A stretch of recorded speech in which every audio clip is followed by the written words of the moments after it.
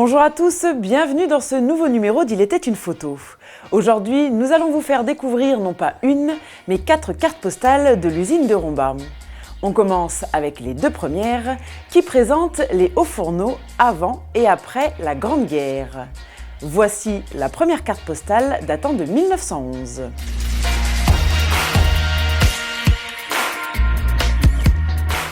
Et voici la deuxième, datant cette fois de 1925.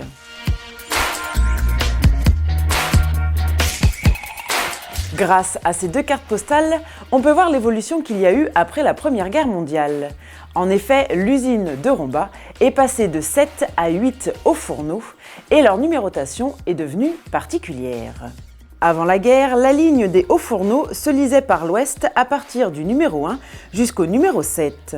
Mais après la guerre, l'ancienne usine allemande, devenue française, inaugura en 1920 un 8e haut fourneau.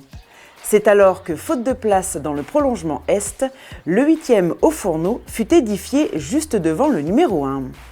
Tout le monde prit donc l'habitude de nommer la batterie des 8 hauts fourneaux en commençant par le numéro 8 et en continuant vers l'est du numéro 1 au numéro 7. Aujourd'hui, tous les hauts fourneaux ont disparu, dont le dernier a été dynamité en 2000.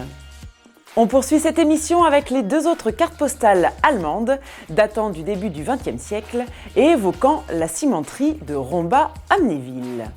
Sur cette première carte postale, nous pouvons voir une usine sidérurgique et métallurgique complète. Celle-ci se prolonge d'une cimenterie édifiée en 1899-1900 sur les territoires communaux de Romba et d'Amnéville. Celle-ci utilisait certains sous-produits des hauts fourneaux comme le laitier, dont on avait déjà parlé dans une émission précédente, mais également des pierres calcaires de Jaumont, profitant ainsi de la proximité des carrières à Malencourt-la-Montagne. Cette cimenterie moderne fabriquait non pas du ciment dit naturel, c'est-à-dire à partir de la cuisson à température modérée d'un calcaire marneux naturel, mais du ciment dit artificiel, appelé Portland car inventé là-bas aux États-Unis. Celui-ci est fabriqué à partir d'un mélange de calcaire broyé et d'argile cuit à une température de l'ordre de 1450 degrés dans d'immenses fours rotatifs. Un mélange appelé clinker, lui aussi à nouveau broyé avec une petite quantité de gypse, voire du laitier provenant des hauts fourneaux. Cette carte postale montre justement les fours à clinker. Passons maintenant à la dernière carte postale où nous pouvons voir une cimenterie composée de plusieurs autres unités. Datant de 1906, elle montre au premier plan du calcaire broyé, mais surtout, un peu en arrière, les ouvriers du four à chaud, une chose peu commune et très intéressante pour l'époque.